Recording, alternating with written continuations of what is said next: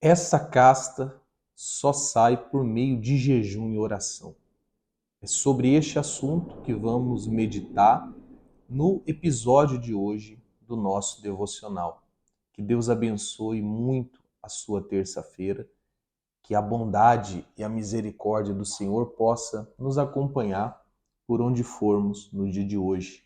Convido você, antes de irmos à leitura do texto, a se inscrever no meu canal, deixar o seu like e compartilhar também com os seus amigos. Tendo dúvidas ou sugestões, ou se algo lhe chamar a atenção durante este episódio, escreva aí abaixo nos comentários, tá bem?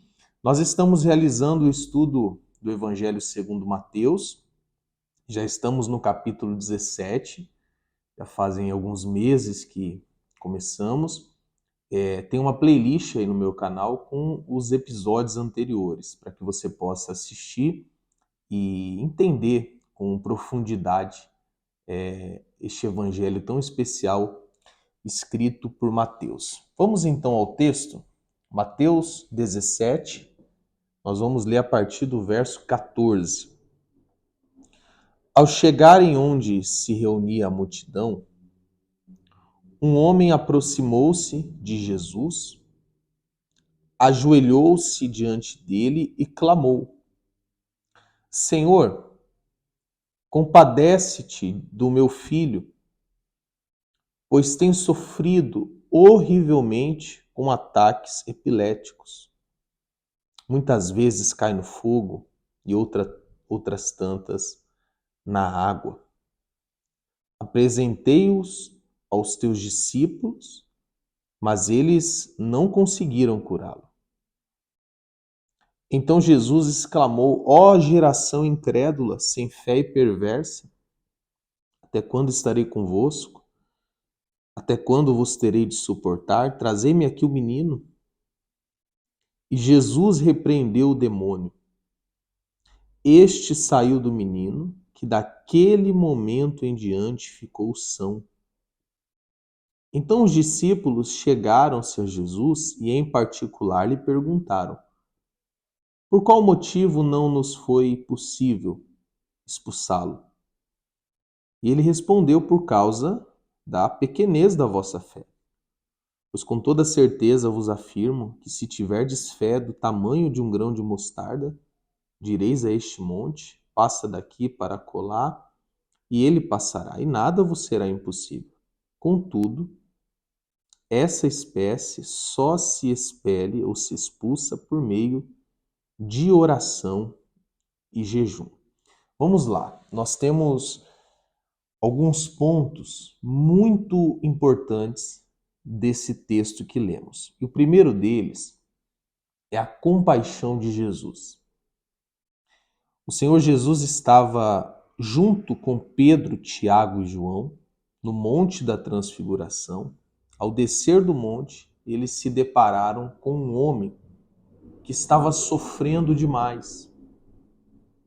E o sofrimento dele era ocasionado pela situação do seu filho, que sofria com ataques epiléticos, o seu filho que estava possuído por um espírito imundo, e o pai vendo o filho naquela situação, o pai sofria demais.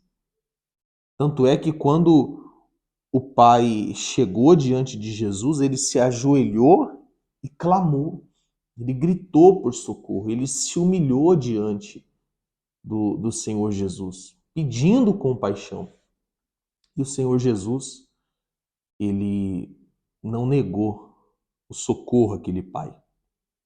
Porque o Senhor Jesus, ele, por toda a Bíblia nós encontramos, por todo o Evangelho de Mateus que a gente está estudando, nós encontramos, ele se move por compaixão. Nós vimos isso nas multiplicações de pães e peixes e em todas as demais curas e milagres. O nosso Senhor Jesus, ele é compassivo, misericordioso e se move em direção ao próximo para ajudá-lo. Então, isso eu já falei aqui em outros episódios e repito. Isso deve servir de exemplo para nós. Devemos orar a Deus para que nos dê um coração que se move pela compaixão, um coração compassivo, misericordioso. Devemos, meus irmãos, orar a Deus pedindo a Ele um olhar voltado para o aflito, um coração sensível para a necessidade do próximo. Ainda mais nos dias de hoje, onde é cada um por si, aonde cada um pensa no seu próprio umbigo, olha para o seu próprio nariz, no mundo que vivemos, aonde eu penso assim, bom, já que eu não serei atingido, eu não me importo com os que estão caindo ao meu lado, os que estão caindo à minha direita, desde que eu não seja atingido, está tudo certo. Só que esse não é o pensamento cristão. O pensamento cristão é como o pensamento do Senhor Jesus Cristo. Compaixão pelo próximo. Devemos orar a Deus pedindo um coração compassivo. Eu tenho feito isso e convido você a fazer também. Então esse é o primeiro ponto, a compaixão de Jesus. Segundo ponto, para que Jesus fosse até o filho dele, ele não teve que pagar nada. Ele não teve, como é ensinado em muitas instituições, ou na maioria delas, infelizmente, pelo menos aqui no Brasil, que para que nós venhamos obter a bênção, o favor, o milagre, a resposta de Deus, para que Deus se manifeste em nossas vidas, nós temos que manifestar a fé por meio de um voto, por meio de uma oferta, por meio de um sacrifício, por meio, enfim, de pontos de contatos. Este homem manifestou a fé? Sim, mas de que maneira? Orando, clamando, se humilhando. Então, meus irmãos, repito aqui o que eu tenho dito sempre. Você está precisando de um milagre? Você tem uma necessidade, uma dor? Você precisa da atenção de Deus? Ore, clame, se humilhe. Busque a Ele em oração. É isso, esse é o caminho, meus irmãos, é esse. Jesus não ensinou outro caminho e nós não encontramos outro caminho senão esse, que é o do clamor, o do se humilhar diante do Senhor. Certo? E aqui nós encontramos alguns outros pontos importantes. Primeiro deles, ou primeiro não, que eu já falei alguns, né? Me desculpem, mas alguns outros deles. Por exemplo, os discípulos foram comissionados por Jesus para ajudar as pessoas. Só que os discípulos, e aqui eu falo dos 9, porque 3 deles, Pedro, Tiago e João, não estavam ali naquele momento onde eles tentaram expulsar o demônio e não conseguiram. Mas esses 9, porque eles estavam com Jesus no monte, mas esses 9, eles se sentiram muito frustrados, porque eles não conseguiram ajudar aquele homem. Eles não conseguiram expulsar aquele demônio. Eles não conseguiram resolver aquela situação. Eles ficaram muito frustrados. Poxa, Deus nos confiou essa missão, Jesus nos comissionou para ajudar essas pessoas e nós não conseguimos. Eles se sentiram muito mal por isso. E eu penso aqui, tá, que podemos aprender uma grande lição com isso. Qual seria essa lição? Que nós, por mais que estejamos revestidos da autoridade de Deus, por mais que tenhamos autoridade no nome de Jesus para ajudar as pessoas, nós não somos o Senhor Jesus, nós não somos Deus. Nós não podemos fazer todas as coisas. Gente, se nós pudéssemos fazer todas as coisas, nós seríamos igual a Deus. Se nós soubéssemos todas as coisas, nós seríamos igual a Deus. Por exemplo, se você pegar o maior estudioso da Bíblia, o maior pesquisador, o maior teólogo, o maior exegeta, ele não vai saber te explicar tudo que está na Bíblia. quanto menos eu. Tem coisas que se você me perguntar aqui no comentário ou pessoalmente, eu não vou saber te responder. Possa ser que daqui 30 anos estudando a Bíblia eu saiba te responder e possa ser que eu nunca vou saber, porque se eu soubesse tudo ou se eu pudesse tudo, eu seria Deus. Então aqui a gente vê que o homem, por mais que seja um homem de Deus, que a mulher, por mais que seja uma mulher de Deus, ela é falha. E ela é limitada. Ela é limitada. Quantas vezes você quis ajudar alguém e não conseguiu? Você que está me assistindo. Quantas vezes você se moveu em direção a uma pessoa, deu um conselho para ela, deu uma palavra para ela, fez uma oração por ela e você não conseguiu ajudá-la? Pelo menos, olhando assim, você não conseguiu ajudá-la. Quantas pessoas eu, como pastor, tentei ajudar ao longo do meu ministério e eu não consegui. Por quê? Porque nós somos limitados, como eu disse. Certo? Então que fique claro isso. Nós não podemos fazer tudo. E aí Jesus, os discípulos perguntaram para Jesus por que a gente não conseguiu ajudar a expulsar esse demônio. Aí Jesus deixou claro, lá no verso 21, que é o finalzinho, que aquela espécie de demônios, aquela situação específica, só poderia ser resolvida por meio de oração e jejum. Vamos pensar um pouquinho, pessoal. O que nós estamos fazendo? Qual é a ideia que estamos transmitindo para Deus quando oramos e jejuamos? Você já jejuou. Orar não preciso nem falar, mas jejuar acredito que você já jejuou. O que estamos fazendo no momento que oramos e jejuamos? Porque as duas coisas estão juntas. Não tem como eu jejuar e não orar. Se eu estou jejuando, eu estou orando. Se eu jejuo e não oro, então eu não estou jejuando, eu estou fazendo dieta. Porque jejuar está associado com orar. Eu tenho que jejuar, no momento de jejum eu tenho que orar. Mas o que estamos fazendo ali naquele momento de jejum e oração? O que nós estamos fazendo? Nós estamos nos humilhando diante de Deus.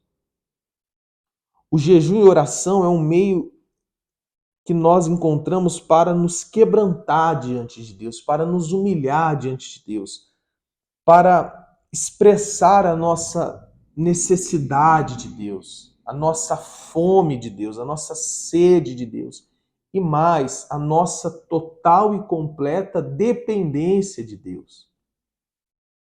Então, naquele momento, os discípulos não conseguiram ajudar aquele homem porque eles estavam tentando pela própria força. E tem situações na nossa vida, meus irmãos, que nós não vamos conseguir resolver pela nossa própria força, pela nossa própria capacidade. Só vamos conseguir resolver no momento que nós estivermos na total e completa dependência de Deus, nos humilhando perante Deus. E aí entra o jejum, aí entra a oração, que são meios para nos humilharmos diante de Deus. Porque são situações que, como eu disse, só Deus pode resolver. Nós, como seres humanos limitados e falhos, não podemos resolver. Então, quem sabe você esteja passando uma situação como essa, que fugiu do seu controle, uma situação que não pode ser resolvida por meio do seu conhecimento bíblico, por meio do tempo que você tem de estrada com Deus, situações que você não está conseguindo resolver pela sua sabedoria, pela sua experiência de vida. Quem sabe este não seja o momento oportuno para você jejuar e orar, para você se humilhar, para você se quebrantar diante de Deus. Talvez é um sentimento que está aí no seu coração. Você não está conseguindo expelir do seu coração esse luto. Você não está conseguindo expelir do seu coração esse rancor, esse ressentimento, essa ferida, essa mágoa. Talvez você não está conseguindo expelir da sua mente essa lembrança tão ruim que te atormenta, essa culpa que você tem. Você não está conseguindo expelir essa culpa. Que tal você fazer um jejum e uma oração? Que tal você se humilhar? Aproveita esse momento difícil, esse momento impossível aos olhos humanos e busque a Deus em jejum e oração. Detalhe importante, jejum e oração não é um método de barganha com Deus. Ó, Deus, eu estou jejuando, hein? Ó, eu estou orando, agora o senhor tem que me honrar. Não, meus irmãos, o jejum e oração é para nos humilharmos perante Deus, mostrando para ele, Senhor, eu não posso, eu não consigo, eu não tenho forças, eu não tenho capacidade, mas eu estou aqui prostrado, me humilhando, tem misericórdia de mim, eu estou na tua total dependência. Se o Senhor não me socorrer nessa hora, se o Senhor não me ajudar, se o Senhor não entrar com a tua providência, eu não sei o que fazer, porque eu não tenho capacidade em mim. Esse é o jejum bíblico, é assim que devemos jejuar, com humilhação perante Deus. Por isso que o jejum deve ser feito a todo momento, de uma forma religiosa, sabe? Religiosa no sentido de, sabe, aqueles costumes. Ah, vou jejuar dia tal. Ah, vou jejuar sexta-feira. Ah, eu vou jejuar. Meus irmãos, leiam a Bíblia. Os jejuns, eles eram pontuais para momentos delicados, quer seja da nação em si ou do indivíduo em si, mas eram para momentos especiais. Quem sabe essa mensagem é até para ensinar você a jejuar de verdade. Deixe o jejum para aqueles momentos, sabe, que você não sabe mais o que fazer, está na dependência de Deus. Ali você se humilha, aí você ora. Aquele momento de fraqueza, aquele momento de tentação. Senão, o jejum vai se tornar algo costumeiro, vai perder o seu sentido, vai perder o seu significado real. Tá certo? Então, é isso que eu queria compartilhar com vocês. Eu ia terminar hoje o capítulo 17, mas esse assunto rendeu mais do que eu esperava. Graças a Deus aprendemos muitas coisas aqui nessa manhã. E nesta quarta-feira, se Deus permitir, a gente conclui o capítulo 17 e vamos em frente. Esse ano a gente não termina o Evangelho de segundo Mateus. Não tem problema nenhum, não estamos com pressa. Nós queremos entender esse livro aqui de Mateus. Eu levei 6 meses para ler. Já tinha lido algumas outras vezes, mas para ler do início ao fim, meditando, estudando, eu levei 6 meses. Então, eu não sei quanto tempo mais vamos levar nesse estudo, mas vai aprendendo, vai anotando, vai. Como eu disse, se você não viu os episódios anteriores, tem a playlist, vai, assiste. Eu tenho certeza que assim como acrescentou na minha vida, há de acrescentar também na sua. Tá bom? Vamos orar. Senhor, nós, a exemplo daquele homem, nos prostramos diante de Ti, nos humilhamos e expressamos diante do Senhor a nossa total e completa dependência. Pai, reconhecemos que não somos Deus, temos as nossas debilidades, as nossas fragilidades, as nossas fraquezas. Reconhecemos isso, Pai. E agradecemos ao Senhor porque o poder do Senhor se aperfeiçoa em nossa fraqueza. Abençoe, Pai, essa terça-feira, guarda-nos, proteja-nos, cuida de nós, pois dependemos de Ti. Amém. Meus irmãos, uma ótima terça-feira e até amanhã, se Deus permitir.